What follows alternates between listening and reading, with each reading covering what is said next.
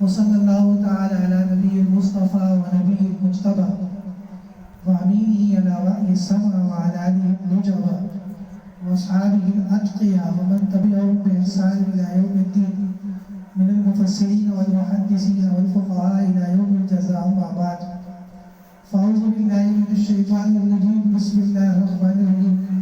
إن الذين آمنوا وعملوا الصالحات كانت لهم جنات الفردوس نزلا خالدين فيها لا يبغون عنها حولا. وقال النبي صلى الله عليه وسلم لا تظهر الشماتة لأخيك فيرحمه الله ويبتليك. أخرجه الترمذي. وقال رسول الله صلى الله عليه وسلم بادروا بالصدقة فإن البلاء لا يتخطاها.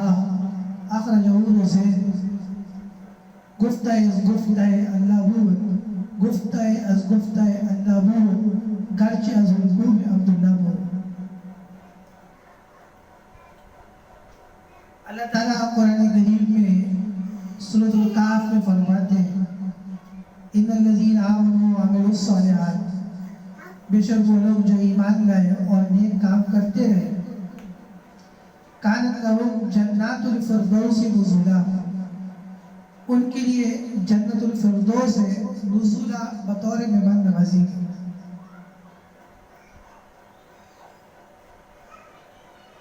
نزلا مہمان نوازی، جیسے آپ کے گھر کوئی مہمان آتا ہے اور آپ دسترخوان بچھاتے ہیں اور مختلف قسم کے اس کی ضیافت کے لیے کھانے رکھتے ہیں، 5-6 آئٹم بنا کے رکھتے ہیں. تو اسی طرح اللہ تعالیٰ قبر میں اور جنت الفردوس کے اندر اپنے نیک بندوں کی مہمان نوازی کرتے ہیں. اور وہ مہمان نوازی چونکہ اللہ تبارک و تعالیٰ خود فرمائیں گے تو اس مہمان نوازی کی شان بھی اونچی ہوگی، کیونکہ جو ذات مہمان نوازی کرے گی وہ خود بہت بڑی ہوگی. تو اس آیت کریمہ میں اللہ تبارک و تعالیٰ فرماتے ہیں ان الذین آمنوا، کہ بے شک وہ لوگ جو مسلمان ہیں. یہ بات میں کئی دفعہ کہہ چکا ہوں کہ اعمال اس وقت قبول ہوں گے جب آدمی کا عقیدہ درست ہے. اگر خدا نخواستہ عقیدہ درست نہیں ہے، عقیدہ کفر والا ہے، شرک والا ہے، تو آدمی کتنے بھی اچھے کام کر لے اس کا کوئی ثواب نہیں. کتنے ویلفیئر ٹرسٹ بنا لے، اسکول بنا لے، لوگ کھانا کھلائے، لوگوں کی مدد کرے، کوئی ثواب نہیں. ہاں کافر جو دنیا کے اندر اچھے کام کرتا ہے تو اللہ تعالیٰ اس کا بدلہ دنیا میں دے دیتے ہیں، آخرت میں کوئی بدلہ نہیں. اور دنیا میں اس کو اس کے اچھے کاموں کا پورا بدلہ دے دیا جاتا ہے تاکہ آخرت میں کسی بدلے کی ڈیمانڈ نہ کرے، کسی بدلے کا طالب نہ ہو کہ میں تو جی وہ فلاں بھوکے کو کھانا کھلایا تھا، فلاں کے پاس کپڑا نہیں تھا تو اس کو میں نے کپڑا پہنایا تھا، یا فلاں جگہ میں نے کنواں کھدوایا تھا، لوگوں کے پانی کے لیے کوئی نہر بنائی تھی. ہاں مسلمان جو اچھے اعمال کرتے ہیں، مسلمان وہ ہیں کہ جن کا عقیدہ قرآن و سنت کے مطابق، تو اللہ تعالیٰ مسلمانوں کو ان کے اچھے کاموں کا بدلہ دنیا میں بھی عطا فرماتے ہیں اور آخرت میں بھی عطا فرماتے ہیں. ایک دفعہ شب برات کا موقع تھا اور میرا ایک مسجد میں بیان تھا، اور بیان ذرا رات کو دیر سے تھا، کچھ ہمارے ساتھی احباب وغیرہ میں بیان تھا اور تھا بھی ذرا اچانک. بیان کے اندر مختلف لوگ بیٹھے ہوئے تھے. جب بیان ختم ہو گیا تو ایک نوجوان لڑکا تھا، مطلب ہوگا میری عمر بھی ہوگا، اور پہلی دفعہ اس سے میری ملاقات ہوئی اور اس نے سے ایک سوال کیا سب کے سامنے. اس نے یہ کہا کہ ایک کافر ہے، نہ وہ شراب پیتا ہے نہ وہ زنا کرتا ہے، بلکہ اچھے کام کرتا ہے، لوگوں کی مدد کرتا ہے، اپنا مال لوگوں کی ضروریات میں خرچ کرتا ہے، یعنی شراب اور زنا نہیں کرتا، باقی اچھے کام کرتا ہے. اور ایک مسلمان ہے جو شراب بھی پیتا ہے اور زنا بھی کرتا ہے، سارے غلط کاموں میں مبتلا ہے، لیکن ہے مسلمان. تو آپ مجھے یہ بتائیں کہ ایسا مسلمان اور ایسے کافر کا اگر موازنہ کیا جائے تو دونوں میں سے افضل کون ہے اور اچھا کون ہے؟ تو میں نے اس کو جواب دیا کہ مسلمان اس سے افضل ہے. میں نے جواب دیا کہ زانی اور شرابی مسلمان اور چور مسلمان کافر سے کروڑوں اور اربوں گنا افضل ہے. سب بیٹھے ہوئے تھے نوجوان تھے, کوئی لیولس کے اسٹوڈنٹس تھے, کوئی لیول کے مختلف تھے. تو اور یہ سوال کیا اس لیے جاتا ہے کہ لوگوں کا ذہن خراب کرنے کا, خاص کر جو ہمارے اسکول کالج یونیورسٹیز کا طبقہ ہے, ان میں کئی لوگ بیچارے دین سے علماء سے دور ہیں, تو وہ بیچارے جلدی ان کی باتوں سے متاثر ہو جاتے ہیں. سب نہیں, جو بیچارے دور رہتے ہیں. تو میں نے کہا کہ مسلمان شرابی کافر سے کروڑوں اور اربوں گنا افضل ہے. اس نے کہا کیوں؟ وہ تو شراب بھی پیتا ہے اور سارے غلط کام میں مبتلا ہے, اور یہ تو نہ شراب پیتا ہے نہ غلط کام کرتا ہے, بلکہ لوگوں کی مدد کرتا ہے اور اچھے سے کام کرتا ہے. تو میں نے جواب یہ دیا کہ قیامت کے دن بخاری شریف میں کہ قیامت کے دن جب جنتی جنت چلے جائیں گے اور جہنمی جہنم پہ چلے جائیں گے, اللہ تعالیٰ ایک فرشتے سے کہیں گے کہ اخرجو, نکال لو ہر اس شخص کو جہنم کی آگ سے جس کے دل میں رائی کے دانے کے برابر بھی ایمان ہے. چنانچہ جہنم سے ایسے مسلمانوں کو نکالا جائے گا کہ جنہوں نے دنیا کے اندر شراب پی ہوگی, جوا کھیلا ہوگا, چوری کی ہوگی, سارے غلط کاموں میں مبتلا رہے ہوں گے. جب ان کو جہنم سے نکالا جائے گا تو وہ کوئلے کی طرح کالے سیاہ ہوں گے. اور ایک نہر ہے, بخاری میں بھی اس کا ذکر ہے, حدیث میں, اس کو کہتے ہیں نہر الحیات. اس نہر میں ان کو ڈالا جائے گا, وہ وہاں نہائیں گے اور ان کا جو جسم کوئلے کی طرح کالا ہو گیا ہوگا وہ بالکل صاف ستھرا ہو جائے گا. اور اس کے بعد اللہ تعالیٰ ان مسلمانوں کو جنت کے اندر داخل فرمائے. لیکن کافر کتنا ہی اچھے کام کرنے والا کیوں نہ ہو, کتنی ویلفیئر ٹرسٹ چلانے والا کیوں نہ ہو, اگر کافر کفر پہ مر گیا, ایمان نہیں لایا, ہمیشہ ہمیشہ جہنم کی آگ میں جلتا رہے گا اور کبھی بھی جنت سے نہیں نکالا جائے گا. اللہ تعالیٰ فرماتے ہیں وَمَا هُمْ بِخَارِجِينَ مِنَ النَّارِ, یہ مشرک لوگ, یہ کافر لوگ جہنم سے کبھی نہیں نکالے جائیں گے. دیکھو مسلمان کی بھی سزائیں ہیں حدیث کے اندر کہ مسلمان جو گناہوں میں مبتلا ہے اللہ تعالیٰ ان کو سزا دیں گے. جیسے بخاری شریف میں کہ آن صلی اللہ علیہ وسلم کو ایک خون کی نہر دکھائی گئی. آپ صلی اللہ علیہ وسلم کو ایک خون کی نہر دکھائی گئی. اس خون کی نہر کے بیچ میں ایک آدمی کھڑا تھا جو بہت تکلیف کرتا, اذیت کرتا, اور وہ آدمی جب یہ ارادہ کرتا تھا کہ میں اس خون کی نہر سے باہر نکلوں تو دو فرشتے یا ایک فرشتہ کنارے میں بیٹھا ہوا تھا اور پتھر اٹھاتا تھا اور اس آدمی کے منہ میں مارتا تھا, اور وہ پتھر اس کے منہ میں لگتا تھا اور وہ پیچھے ہو جاتا. پھر یہ آدمی کوشش کرتا تھا کہ میں پھر یہ آدمی کوشش کرتا تھا یہ یاد کیا کرتا ہے پھر یہ آدمی کوشش کرتا تھا کہ میں اس خون کی نہر سے نکلوں, اور جب نکلنا چاہتا تھا تو کنارے پہ جو فرشتہ بیٹھا ہوتا تھا وہ اٹھا کے پتھر مارتا تھا, اس کے منہ پہ لگتا تھا اور یہ پیچھے ہو جاتا. اسی طرح آپ صلی اللہ علیہ وسلم کو ایک بھٹی دکھائی گئی آگ کی. یہ نیچے روٹی والا نہیں, جیسے بھٹی میں روٹی پکاتے ہیں تو بھٹی کہتے ہیں, تندور. بخاری شریف میں ایک تندور نما بھٹی دکھائی گئی جو اندر سے جس میں آگ جل رہی تھی اور اوپر سے وہ تندور کی طرح تھا, اور اس میں اس تندور کے اندر بہت سارے مرد اور بہت ساری خواتین تندور کے اندر آگ میں جل رہی تھی. آپ صلی اللہ علیہ وسلم کو بتلایا گیا وہ زنات، یہ آپ کی امت کے زانی مرد اور زانی عورتیں کہ ان کو اللہ نے زنا کرنے کی وجہ سے یہ سزا دی. تو آج دیکھو میں نے پیچھے جو بیان بھی بتایا کہ زنا کتنا عام ہو گیا. گھر گھر میں یہ اب شروع ہو گیا ہے، رشتہ داروں میں شروع ہو گیا ہے، یونیورسٹیز میں بہت عام ہے، کالجز میں بہت زیادہ عام ہے، اور اب تو جگہ جگہ اس کے وہ بھی کھل گئے ہیں سینٹر وغیرہ ہماری جمہوریہ اسلامی جمہوریہ پاکستان کے اندر.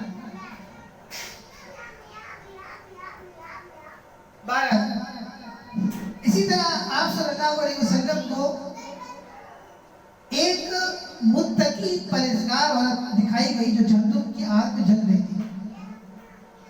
اور اس متقی پرہیزگار عورت نے کیا کیا تھا؟ جرم. اس نے جرم یہ کیا تھا کہ ایک بلی کو رسی سے باندھ دیا تھا، اور نہ اس بلی کو اس نے کچھ کھانے کو دیا کہ وہ کچھ کھا لے، اور نہ اس نے اس کی رسی کھولی کہ وہ خود ہی کہیں سے جا کر کچھ کھا لے، شکار کر لے، بلکہ اس کو رسی سے باندھ دیا، نہ کچھ کھانے کو دیا اور نہ اس کی رسی کھولی. تو اسی حال میں وہ بلی مر گئی. تو اللہ تعالیٰ نے اس نیک عورت کو اس عمل کی وجہ سے جہنم کی آگ میں ڈال دیا. اس لیے نیک لوگوں کو بھی احساس کرنا چاہیے کہ وہ اپنی نیکی پہ کبھی تکبر میں نہ ہے، گھمنڈ میں نہ ہے کہ ہم بڑے نیک اور خدا کے بڑے نیک بنتے ہیں. یہ تو موت کے وقت پتہ نہیں ہے کس کا خاتمہ کس پہ ہوگا.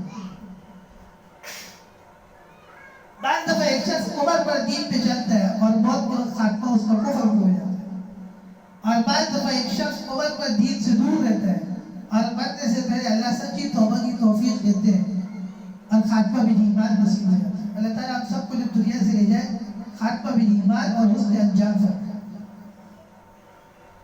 اسی طرح آپ صلی اللہ علیہ وسلم کو ایک زانی عورت دکھائی گئی. زانی عورت وہ جنت میں تھی، اور وہ جنت میں اللہ تعالیٰ نے اس زانی عورت کو اس لیے ڈالا کہ اس نے ایک پیاسے کتے کو پانی پلایا تھا. تو اللہ تعالیٰ کو اس کا یہ عمل اتنا پسند آیا کہ باوجود اس کے کہ وہ عورت زانیہ تھی، اللہ تعالیٰ نے اس کو جنت میں داخل فرمایا. حدیث میں آتا ہے نا کہ لجاہل سخی، کہ البتہ جاہل سخی اللہ کو زیادہ پسندیدہ ہے عبادت کرنے والے بخیل سے. یعنی ایک آدمی مسلمان تو ہے لیکن بے دین ہے، دین کے احکام جانتا نہیں، دین پہ عمل نہیں کرتا، لیکن خیر خیرات بہت کرتا ہے، مال نکال کے صدقہ بہت کرتا ہے، لوگوں کی مدد بہت کرتا ہے. اس کو جب پتہ لگتا ہے کہ کوئی پریشان ہے تو اس کے لیے راشن لے کر پیسے لے کر پہنچ جاتا ہے. اس کو پتہ لگتا ہے کسی کا کپڑا نہیں ہے تو کپڑے کے تھان لے کے پہنچ جاتا ہے. اس کو پتہ لگتا ہے کسی کے گھر میں کھانا نہیں ہے تو کھانا لے کے پہنچ جاتا ہے کہ یہ کھانا میری طرف سے. یعنی لوگوں کی مدد پہ لگا رہتا ہے. تو اللہ تعالیٰ کو یہ بے دین سخی، بے دین انسان کہ جو خرچ کرتا ہے اللہ کے راستے میں، نیک کاموں میں اپنا مال خرچ کرتا ہے. سخی کہتے ہیں کہ سخی وہ نہیں ہوتا کہ جو محروم خرچ کرتا ہے. سخی کہتے ہیں کہ جب بھی خرچ کا موقع آیا وہ خرچ کرتا ہے، وہ کھلا کرتا ہے. تو ایسا بے دین شخص جو سخی ہو وہ اللہ کو زیادہ پسند ہے اس عبادت گزار سے جو بخیل ہو، جس کی جیب سے پیسہ نہ نکلتا ہو.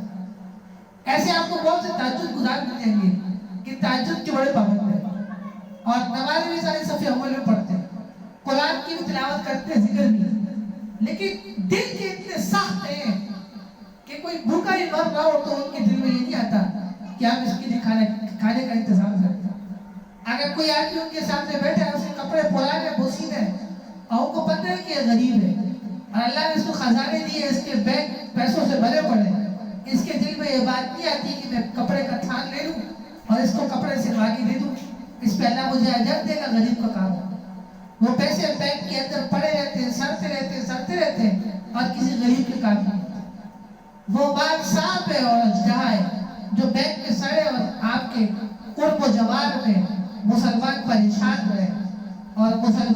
پریشان. ایک زمانہ ایسا تھا صحابہ اکرام کے دور میں کہ مسلمان کئی سفر پہ جاتے تھے نا، صرف مسلمان نہیں کافر بھی کئی سفر پہ جاتے تھے، اور کوئی بستی اور کھانے کا ٹائم ہو جاتا تھا، مثلا دوپہر کا یا رات کا یا صبح کے ناشتے کا ٹائم ہے، اور اب وہ بستی چاہے کافروں کی ہے چاہے مسلمانوں کی ہے، وہ بستی والے ان مسافروں کو کھانا دیا کرتے تھے کہ بھائی یہ لوگ سفر میں ہیں اور یہاں سے گزر رہے ہیں، مہمان ہیں، تو ہمیں چاہیے کہ ہم ان کی ضیافت کا انتظام کریں. آج تو عجیب غریب زمانہ آ گیا، اگر آپ کے گھر کوئی مہمان بھی آئے گا تو آپ پریشان ہو جائیں گے کہ جائے گا کب. آج وہ زمانہ ہے کہ ہم یہ سوچتے ہیں کہ مہمان تو آ گیا، اب جائے گا کب، نکلے گا کب یہاں سے، اب کیا ہوگا اس کے سامنے بار بار گھڑی میں ٹائم دیکھتے رہتے. آخر وہ اتنا شرمندہ ہوگا کہ وہ کہے گا یار میں جا رہا ہوں، تو پھر ہم رسمی طور پہ کہیں گے کہ جی جائیں گے بیٹھ جائیں، بولے گا یار میں جا رہا ہوں. وہ دل میں سوچے گا کہ تیرے جیسے بغیرت اور دھلے کے گھر میں بیٹھنے سے بہتر ہے کہ میں جو ہوٹل میں بیٹھ کے چائے پیوں. تو یہ آج کل ہم لوگ ایسے ہو گئے کہ ہم چاہتے ہی نہیں کہ ہم کسی مسلمان کے کام. حدیث شریف میں حدیث قدسی ہے کہ واللہ فی عون العبد ما کان العبد فی عون اخیہ، اور اللہ اپنے بندے کی مدد کرتا رہتا ہے جب تک بندہ اپنے بھائی کی مدد میں لگا رہتا ہے. اگر آپ مسلمانوں کے کاموں میں لگے رہیں گے، امور مسلمین میں لگے رہیں گے، اللہ تعالیٰ آپ کی پوری زندگی اس جہان میں بھی مدد فرمائیں گے، اور مرنے کے بعد جو اصل زندگی آخرت کی جہاں پریشانیاں بھی ہیں، اللہ تعالیٰ وہاں کے عذابوں سے اور وہاں کی آگ سے اللہ آپ کو نجات دے. تو بہرحال بات کہاں سے شروع ہوئی؟ بات اس سے شروع ہوئی کہ ایمان کے بغیر اللہ کے یہاں کوئی عمل معتبر نہیں. نیکیاں اور اچھے کام اس وقت اللہ قبول فرماتے ہیں کہ جب آدمی کا عقیدہ صحیح ہو، قرآن و سنت کے ایک مطابق ہو، اور آدمی مسلمان. اللہ تعالیٰ فرماتے ہیں سورہ کہف میں، دیکھو کل جمعہ ہے اور جمعے کی نماز سے پہلے سورہ کہف پڑھا کرو. جو آدمی ہر جمعے کو جمعے کی نماز سے پہلے سورہ کہف پڑھے گا، اللہ تعالیٰ اس کو دجال کے فتنے سے محفوظ رکھیں گے. دجال کا فتنہ بڑا خطرناک ہے، پچھلے جمعرات کو میں تفصیل سے قیامت کی علامات بیان کر چکا ہوں. وہ آپ کو میں نے 2 آڈیو بھیجے، اس کو فیس بک پہ ڈال دیں، بڑی تفصیل سے میں نے بیان کی. اور کوشش کرنا کہ اس کو یہی کر کے اٹیچ کر کے اس کو آپ ڈال دیں، کیونکہ بہت فائدے مند ہے، اور اس کا عنوان بھی لگائے گا قیامت کی علامات. تو جو جمعے کے دن سورہ کہف پڑھے گا پابندی سے، سورہ کہف پڑھنے میں اگر ایک آدمی حافظ قرآن نہیں ہے، نازلہ قرآن پڑھا ہوا ہے لیکن اچھا پڑھا ہوا ہے، تو اگر آپ بہت ٹائم لگا لیں تو 20 منٹ لگ سکتے. تو صبح صادق جب فجر کا ٹائم داخل ہوتا ہے، تقریباً 5:35 سے لے کے آپ کے پاس 1:15 تک ٹائم ہے. اس کے بعد لوگ جمعے کے لیے جاتے ہیں. اس دوران اگر آپ 20 منٹ نکال لیں اور آرام سے سکون سے تسلی سے بیٹھ کے سورہ کہف کی تلاوت کر لیں تو اتنا زیادہ ٹائم نہیں لگتا. تو جو سورہ کہف کی تلاوت کرتا ہے اللہ تعالیٰ دجال کے فتنے سے اس کو محفوظ رکھے. اور بخاری شریف میں کہ دجال کا فتنہ وہ فتنہ ہے کہ گزشتہ انبیاء نے بھی اپنی قوموں کو دجال سے ڈرایا. دوسرا ہے کہ جو آدمی ہر جمعے سورہ کہف پڑھتا ہے، اللہ تعالیٰ 2 جمعوں کے درمیان جو فتنے نکلتے ہیں اللہ ان سے محفوظ رکھتے ہیں. آپ بھی دیکھتے ہیں دھماکہ ہو گیا، آپ بھی دیکھتے ہیں کہ فلاں نے حرام کاری کر دی، فلاں نے شراب پی، اچانک کسی ایسے گناہ کا ارتکاب ہو گیا کہ جس کی پہلے سے امید نہیں تھی، یا کوئی مقروض ہو گیا، اس کے اوپر کوئی ظالم مسلط ہو گیا، یا کوئی جیل چلا گیا اور اس کا کوئی قصور نہیں. ہاں بھائی ہمارے یہاں تو تھانوں کے اندر بے قصوروں کو پکڑا جاتا ہے. جو مجرم ہیں ان کے تو جیلیں نہیں ہیں، وہ تو باہر آزاد گھومتے ہیں، اور جو مجرم نہیں ہیں ان بیچاروں کو پکڑ کے ڈالتے تھے. ایک دفعہ میں یہاں ایک تھانے میں گیا FIR کروانے کے لیے. جب وہاں گیا تو وہاں پر جو سامنے پولیس والا بیٹھا ہوا تھا، اب مجھے نہیں پتا کون تھا، ان کا افسر تھا، اس نے اپنے ماتحت پولیس والوں کو کہا کہ رکشے والے کو لے کے آؤ. 2-3 پولیس کے اہلکار گئے اور جیل کھولا تالا، اور وہاں سے ایک رکشے والے کو لے گئے. یہ ٹائم تھا تقریباً شام کا 5:30 پونے 6 بجے. رکشے والا جب آیا میں بھی بیٹھا تھا تو رکشے والا نے کہا کہ صبح سے میں نے اب تک کچھ کھایا نہیں اور بھوکا ہوں اور پیاسا ہوں اور میرے تقریباً 350 روپے جو اس کو میری جیب میں تھے اور آپ نے لیے آپ مجھے وہ دے دیں تاکہ میں کھانا کھاؤں. تو پولیس والے نے کہا کہ تم 5000 روپے لے کے آؤ. میرے سامنے 5000 روپے لے کے آؤ, رکشے میں مت جانا. جب 5000 روپے دو گے تو رکشہ ملے گا ورنہ نہیں ملے گا. اور اسی شخص کے 300-350 روپے جو پولیس والی کے ساتھ دراز میں پڑے ہوئے تھے وہ دراز کھولی, یہ میری آنکھوں سے کماتے ہیں, اس میں سے اس نے کوئی 30 روپے 40 روپے نکالے اور رکشے والے کو دیے اور کہا کہ جاؤ اس پہ کھانا بھی کھاؤ اور کرایہ بھی کھاؤ. یعنی ظلم کی کیا ہے, 30 روپے میں آپ کرایہ کریں گے اپنے آنے جانے کا بس کا, یا 30 روپے میں آپ آنے جانے کا بس کا کرایہ کریں گے کھانا کھائیں گے. جب وہ رکشے والا گیٹ پہ نکلا میں بھی گیٹ پہ آیا, میں نے اس سے پوچھا کیا ہوا خیریت. اس نے کہا یار صبح رکشہ لے کے نکلا تھا گاڑی والے سے ٹچ ہوا, وہ گاڑی والے نے مجھے پکڑا اور ادھر تھانے لا کے بند کر دیا. میرے پاس 300-350 روپے سارے بولے لے لیے اور وہ بھی اپنے پاس رکھ لیے اور صبح سے اب تک کچھ نہیں کھایا. کہنے لگا کہ اب آپ بتائیں کہ 30-40 روپے میں کرایہ کر کے جاؤں گا یا میں کھانا کھاؤں گا. رکشہ میرا کھڑا ہے لیکن مجھے جانے کی اجازت نہیں ہے جب تک کہ میں 5000 روپے جمع نہ کروں. ابھی آپ نے ایک ویڈیو دیکھی ہوگی یوٹیوب پر کوئی, اور سب سے پہلے واٹس ایپ کے اوپر وہ وائرل ہوئی اور ہمارے پاس بہت شروع میں آ گئی کہ ایک پولیس والے کی ویڈیو دکھائی کہ جو اسپتال میں بیٹھا ہوا ہے اور اس کی آنکھوں پر کیڑے ہیں. دیکھی آپ نہیں دیکھی؟ آنکھوں پہ کیڑے ہیں اور آنکھوں سے کیڑے اس کی آنکھوں پر ہے, اس کو کھا رہے اور اس کا سر تک کھا گئے اور اندر سے اس کا مغز نظر آ رہا ہے. یعنی یہ صحیح ہے, مغز نظر آ رہا ہے. یہ وہ پولیس, اور پھر اس کی ایک تصویر دکھائی پولیس کے لباس میں, پھر یہ ویڈیو بہت وائرل ہو گئی. تو کہتے ہیں کہ یہ وہ پولیس والا ہے کہ جس علاقے میں ڈی پی او ہوتا ہے, پتہ نہیں کسی پولیس کے بڑے عہدے پہ تھا, مطلب اس کے ماتحت بہت سارے تھانے رکھتے تھے, یا پھر ڈی ایس پی تھا, ہاں ڈی ایس پی تھا. تو جو ایک علاقے کا ڈی ایس پی ہوتا ہے تو سارے تھانے اسی کے اندر آتے ہیں. تو اس جس علاقے میں ڈی ایس پی تھا اس علاقے میں ختم نبوت کا کوئی پروگرام تھا. اس نے کیا کیا کہ قائدیانیوں کے ساتھ مل کر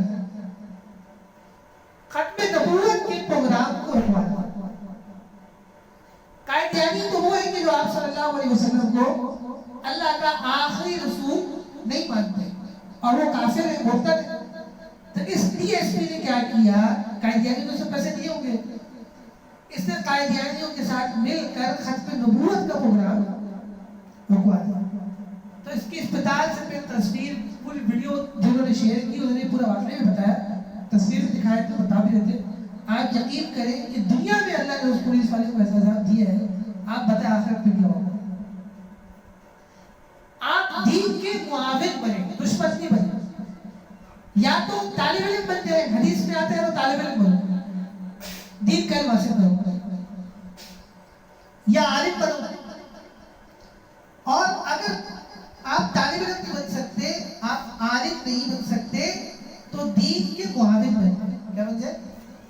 جو لوگ دین کی خدمت کر رہے ہیں ان کے مددگار بن جائیں, ان کے ساتھ مل کر اپنی صلاحیتوں کو لگائیں, اپنی ایفرٹس کو لگائیں, آپ نے جو تعلیم حاصل کی ہے اس کو لگائیں, اپنے مال کو لگائیں اور دین اسلام کے پیغام کو پوری دنیا کے اندر پھیلائیں.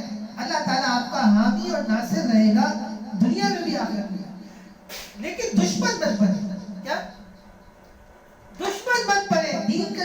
جو لوگ دین کا کام کر رہے ہیں ان کے دشمن مت بنے. کیوں؟ حدیث قدسی ہے کہ اللہ تعالیٰ فرماتے ہیں من عاد لی ولی, جس نے کسی میرے دوست کے ساتھ دشمنی کی فقد آزادتہ للحرب, میں اس کے خلاف جنگ کا اعلان کرتا ہوں. یہ جتنے بھی دین کی خدمت کر رہے ہیں نا, چاہے وہ قاری صاحب ہو قرآن شریف پڑھانے والے, چاہے وہ کوئی عالم ہو بات نصیحت کرنے والے, چاہے مسجد کے امام صاحب ہو, لوگوں کو نماز پڑھانے والے، چاہے مسجد کے مؤذن صاحب ہو، اذان دینے والے، چاہے دین کے اوپر مال خرچ کرنے والے ہو تاکہ دین کا کام آگے بڑھے، چاہے وہ لوگ ہو ہمارے، چاہے ڈاکٹرز ہیں، چاہے پروفیسر حضرات ہیں، یا ہمارے وہ انجینئر دوست ہیں کہ جو اپنی دنیا کی تعلیم کے ذریعے دین کو ٹیکنالوجی کے ذریعے سے دنیا بھر میں پھیلا رہے، عام کر رہے ہیں، یہ سب اللہ تعالیٰ کے دوست ہیں۔ ان سے جو دشمنی کرے گا اللہ تعالیٰ، یہ سب اللہ تعالیٰ کے دوست ہیں، اور یعنی دین پھیلانے والے وہ اللہ تعالیٰ کے دوست ہیں۔ ان سے جو دشمنی کرے گا اللہ آخرت میں سزا دیں گے، دنیا میں بھی سزا دیں گے۔ میں ایک واقعہ سناتا ہوں اور اس کے بعد دعا کرتا ہوں۔ ایک اللہ والے تھے، اللہ کے نیک بندے، وہ کہیں سے جا رہے تھے تو راستے میں ایک عاشق اپنی معشوقہ کے ساتھ گزر رہا تھا۔ اب یہ جو اللہ والے تھے ان کی ٹکر ہو گئی اس کی معشوقہ کے ساتھ، اور خدا نہ خواستہ جان کر نہیں ہوئی، کہتے ہیں شاید یہ نابینا تھا۔ اس عاشق کو غصہ آیا اور اس نے تھپڑ لگا دیا ان کو، یا برا بھلا کہا، گالیاں وغیرہ نکالی، وہ بھی چلا گیا، یہ بھی چلے گئے۔ کچھ دن بعد اس عاشق کا پیشاب بند ہو گیا، یہ سچا بات ہے، اور تکلیف کچھ دنوں میں اتنی بڑھ گئی کہ وہ بالکل چارپائی کے اوپر آ گیا۔ یہ اللہ کی نعمت ہے، پیشاب کا پاس ہو گیا۔ اب جن کا نہیں ہوتا پھر ان کا ڈائلسس ہوتا ہے۔ اب دیکھو اس وقت ہمارے سب پر ڈائلسس چل رہا ہوتا ہے، اللہ آسان فرمائے، صحت سے خیر سے شفا عطا۔ تو عاشق جو ہے اس کا پیشاب بند ہو گیا، اور ایک وقت ایسا آ گیا کہ وہ چارپائی پہ بس لیٹا ہوا تھا، بیٹھ نہیں سکتا، عجیب ہے۔ اس کی جو محبوبہ تھی معشوقہ، اس نے اس کو کہا کہ وہ جو ایک دن ہم گزرے تھے اور ایک اللہ کے نیک بندے جا رہے تھے، اور ان کی مجھ سے ٹکر ہوئی اور آپ مجھ سے بھی آئے، گاڑی ضرور کیا آپ نے، تو کئی انہوں نے بنگلہ تو نہیں دیا، ان سے جا کے آپ معافی مانگو۔ لوگوں نے اس کی چارپائی اٹھائی اور سیدھا اس کو لے گئے اور اللہ کے نیک بندے اور ولی کامل کے پاس۔ اس نے کہا کہ آپ نے اللہ بدوا کیا ان کا نا، میں نے تو کوئی بدوا نہیں۔ تو اس نے کہا کہ پھر میرا پیشاب بند ہو گیا اور میں تکلیف میں کیوں مبتلا ہوا؟ تو انہوں نے بڑا عجیب جواب دیا اور بڑا عمدہ جواب دیا۔ انہوں نے فرمایا کہ دیکھو، جب میری تمہاری معشوقہ کے ساتھ ٹکر ہوئی تو کیا تمہاری محبوبہ نے اور معشوقہ نے تمہیں یہ کہا تھا کہ تم مجھے مارو، تم مجھے برا بھلا کہو؟ اس سے کہا نہیں، حضرت نہیں کہا تھا۔ تو انہوں نے کہا کہ اس کی جو محبت تھی تمہارے دل کے اندر، اس نے تمہیں تڑپایا انتقام لینے پر، اور اس کی محبت کی وجہ سے تم تڑپے، اور تم نے محبت، اس کی محبت نے جب جوش مارا تو تم نے اس سے کیا کیا؟ انتقام کیا۔ اسی طرح جب تم نے مجھ پر ہاتھ اٹھایا اور مجھے برا بھلا کہا تو اللہ تبارک و تعالیٰ کی ذات مجھ سے محبت کرتی ہے، اللہ تعالیٰ کی محبت کو جوش آیا اور اللہ نے تمہارا پیشاب کیا کیا؟ بند کر دیا۔ میں کئی لوگوں کو دیکھتا ہوں کہ جو علماء کے خلاف بہت باتیں کرتا ہے کہ مولوی ایسے ہو ایسے ہو، وہ تمہیں کیا رہے ہیں مولوی سے؟ مولوی تو دین کے چوکیدار ہے، چوکیدار کے خلاف تو ڈاکو ہوتا ہے، کیونکہ اس کو پتا ہوتا ہے کہ میں گھر میں چوری نہیں کر سکتا، یہ گارڈ اور چوکیدار راستے میں بیٹھا ہے، پکڑ لے گا کہ کہاں جائے گا۔ اسی طرح مولوی اللہ کے دین کا چوکیدار ہے، اور مولوی سے ہر اس شخص کو نفرت ہے کہ جو اللہ کا دشمن ہے، اللہ کے دین کا دشمن ہے۔ جو لوگ یہ چاہتے ہیں کہ دین اسلام کو ختم کر دیں، ان کی مولوی سے لڑائی اس لیے کہ مولوی سامنے آ جاتا ہے، چاہے وہ اسمبلی ہو چاہے اسمبلی سے باہر ہو، وہ کھڑا ہو جاتا ہے، کہتا ہے ویسا نہیں کرنے دیں گے۔ تو بعض جو لوگ علماء کے خلاف بولتے ہیں اور مولویوں کے خلاف بولتے ہیں، ہم نے دیکھا ہے کہ دنیا میں بھی اللہ تعالیٰ ان کو بڑی تکلیفیں ڈال دیتے ہیں، رزق ان کا تنگ ہو جاتا ہے، ان کے اوپر رزق اللہ تعالیٰ تنگ فرما دیتا آتے ہیں ان کے اوپر مسائل ہوتے ہیں، اور جب مرتے ہیں تو بڑی گندی موت مرتے ہیں، اور آخرت میں بھی ایسے لوگوں کو بڑا ہے۔ اس لیے کبھی بھی علماء کرام کے خلاف، اللہ تعالیٰ کے دین کے خادموں کے خلاف مت بولنا۔ یہ آج کل ایک ٹرینڈ چل گیا ہے کہ ہم جس مجلس سے بیٹھتے ہیں نا تو مولویوں کے اوپر لطیفے سناتے ہیں اور ہم مذاق اڑاتے ہیں، اور ہم سمجھتے ہیں کہ شاید ہم بڑے جو ہے نا کوئی جینیس قسم کے لوگ ہیں۔ ہم جینیس نہیں ہیں، بیوقوف ہیں، کیونکہ مولوی جو ہے وہ اللہ کے نبی صلی اللہ علیہ وسلم کا لائے و دین آگے پھیلا رہا ہے۔ صحابہ کرام نے بھی یہ کام کیا، اللہ کے نبی نے بھی یہ کیا، اور مولوی تو اللہ کے نبی کا وارث ہے، انبیاء کا وارث ہے۔ تو جس کے دل میں مولوی سے دشمنی ہے، حقیقت میں وہ صحابہ کرام کا اور آپ صلی اللہ علیہ وسلم کا اور اللہ تبارک و تعالیٰ کا دشمن۔ اللہ تعالیٰ اپنے دین سے، علماء سے سچی محبت نصیب فرمائے۔ الحمدللہ رب العالمین، والعاقبۃ للمتقین، اللہم صلی وسلم علی النبی وبارک وسلم۔ اللہم ربنا آتنا فی الدنیا حسنہ وفی الآخرۃ حسنہ وقنا عذاب النار۔ اللہم احسن عاقبتنا وسددنا فی الامور کلها واجرنا من خزي الدنیا وعذاب الآخرہ۔ اللہم انک عفو تحب العفو فاعف عني۔ اے اللہ اس عالی فقیر کی اور ہم سب کے تمام کبائر صغائر معاف فرما۔ ابھی حال میں ایک نوجوان لڑکا، میرا خیال میں 27-28 سال کا ہوگا، بڑا خوبصورت سا، بڑا اسمارٹ سا، اچانک ہارٹ اٹیک سے انتقال کر دیا۔ اللہ تعالیٰ مغفرت فرمائے، جنت عطا فرمائے، خطیات تقصیرات اللہ رب العالمین معاف فرمائے۔ حضرت والد صاحب علی نے دعا فرمایا کہ اللہ ان کو مکمل صحت اور شفائی کلی عطا فرمائے۔ اللہ تعالیٰ والدین کا سایہ تعبیر قائم رکھے، اساتذہ جو زندہ ہے اللہ سب کا سایہ تعبیر قائم رکھے، جو انتقال فرما کے اللہ مغفرت فرمائے۔ اللہ مفتی صاحب رحمۃ اللہ علیہ کے لیے درس کو یہاں کے تمام دینی کاموں کو اللہ ان کے لیے سارے ثواب کا ذریعہ بنا۔ اللہم ربنا تقبل منا انک انت السمیع العلیم وتب علینا انک انت التواب الرحیم۔ سبحان ربک رب العزۃ عما یصفون وسلام علی المرسلین والحمد للہ رب العالمین، وصلی اللہ تعالی علی خیر خلقہ محمد وعلی آلہ وصحبہ اجمعین برحمتک یا